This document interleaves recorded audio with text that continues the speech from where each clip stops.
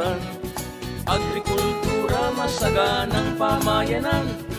Agrikultura ang kabalikat ng bayan para sa ating kabuhayan. Agri sa agrikultura, may kinabukasan kay ganda. Agri sa agrikultura. Sentro ng produksyon ng sibuyas ang Nueva Ecija. Dito, dalawang uri ng sibuyas ang kanilang sinasaka, ang pula at ang puti. May kanya-kanyang katangian at gamit ang mga sibuyas na ito, bunga man o ang dahon. Kinalakihan na ni Efren Mendoza ang pagsisibuyas, subalit hindi bilang nagme-may-ari ng sariling sibuyasan. Nagsikap siya para magkaroon ng kanyang sariling taniman na lumawak sa mahigit 20 hektarya na ngayon. Si Mang Roland Anggala naman ay hindi lang nakakaraos sa pang-araw-araw na pangangailangan ng kanyang pamilya. Nakakapagtabi pa siya ng maaari niyang magamit sa pagpapalawak ng kanyang sibuyasan. Kung yan ay hindi tagumpay, ano ang itatawag sa kanilang natamo? Ang bahagang ito ay handog sa inyo ng Masinag Organic-Based Liquid Fertilizer, a quality product of Revolutionary Solutions Technologies and Products Incorporated.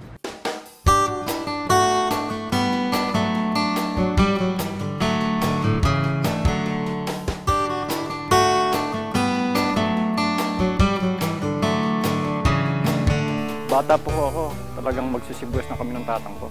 Kaya, mga ano po siguro, 30 years na po. Dati po kaming nakikisama lang. Ala po kaming puhunan nung buhay pa yung matanda ko. Nung pong maulilan ako, hindi na po ako napagtapos ng pag-aaral. Sa po, naging practical ang takbo ng isip ko na para pong nakikinikinit ako po nung bata pa ako na sa sibuyas ang pera. Kaya po nung hindi na po ako nakapag-aral, nagsibuyas na po ako. Hindi nabigo si Efren sa pagtatanim ng sibuyas. Taon-taon ay kumikita siya. At ang kinita niya ay masinop niyang inilaan para magkapagsarili. Sa kanyang karanasan, ang uri ng sibuyas na itinatanim ay yaong angkop sa klase ng lupang taniman.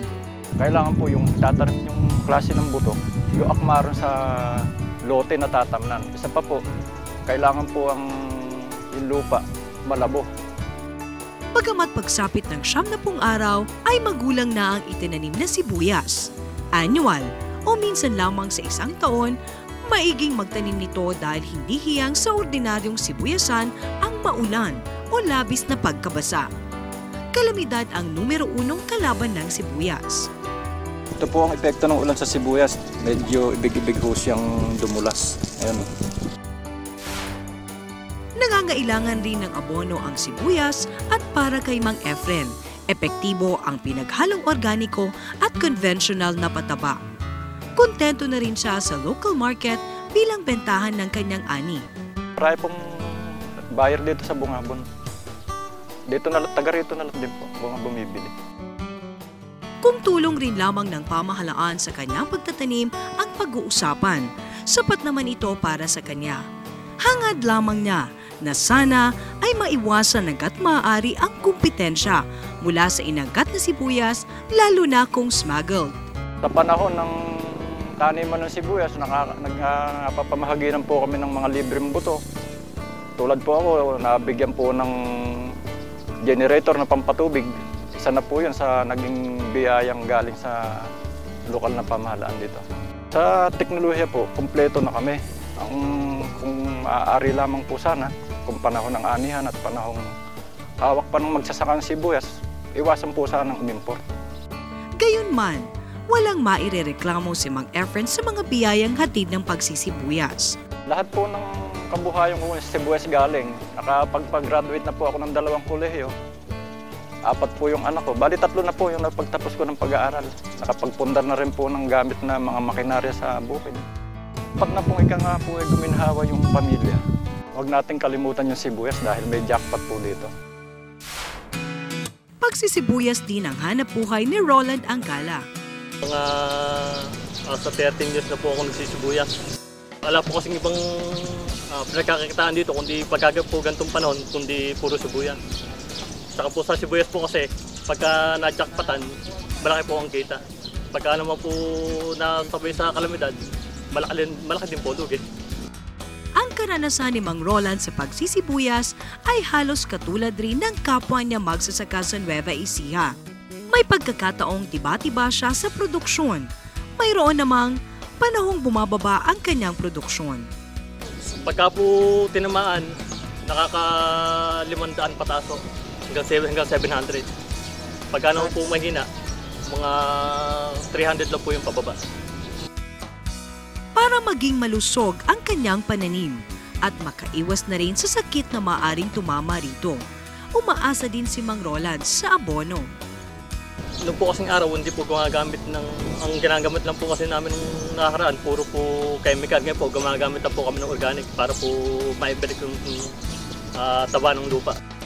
Kung noon ay gumagamit siya ng dumi ng manok at coco dust para ihalo sa kemikal bilang pataba sa sibuyas, ngayon, sa masinag organic liquid fertilizer na siya umaasa. Gumamit po ako ng masinag, sa punlaan pa lang po, nasubukan na po namin gumamit. Nung hindi pa ako gumagamit ng masinag, ang karaniwan po, ang punla po rito, tinatinim ng 40 hanggang 45 days. Eh nung nagamitan po namin ng masinag, 37 days lang po, nakapatanim na po kami. Napansin ni Mang Roland na sa masinag, mas mabilis mag-mature ang kanyang sibuyas. Malaki rin ang itinaas ng volume ng kanyang ani. Mula sa 200 bag na inaani, ngayon pa lang nakikita na niyang aabot sa 500 bag ng sibuyas ang kanyang aanihin. Dati, parang imposible pero ngayon hindi na kasi nakita na yung resulta. Sa kabila ng mga problema sa pagsisibuyas, aminado si Mang Roland na higit pa sa sapat ang biyayang nakukuha niya mula rito. Kahit naman po paano na ayos naman po yung pamumuhay, natutustusan naman po yung pang-araw-araw na gastusin. Minsan po, pag magandang ani, nakakapagtabi pa po ng konti. Bukod sa natatamong pansariling kasiyahan, nakakatulong pa si Mang Roland sa mga kababayang nabibigyan ng trabaho sa kanyang sibuyasan. Hindi baling makipaglaro si Mang Roland sa lagay ng panahon, sa presyuhan ng sibuyas sa pamilihan, sa pagkuha ng alokasyon sa storage. Basta't sa pagsisibuyas, walang atrasan. Walang po, siguro po, wag na lang kung magsasawa sa pagtatanim ng sibuyas, meron pa rin pong jackpot. May jackpot nga daw eh. Meron pong jackpot.